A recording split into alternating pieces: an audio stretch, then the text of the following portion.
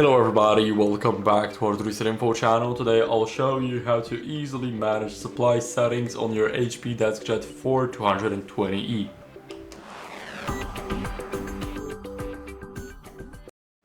So first, let's go to your printer settings in the HP Smart app. Now go to advanced settings, and here it will be this redirectment right here to this side. So now let's go over to settings. Here click on the supplies and here click supply settings.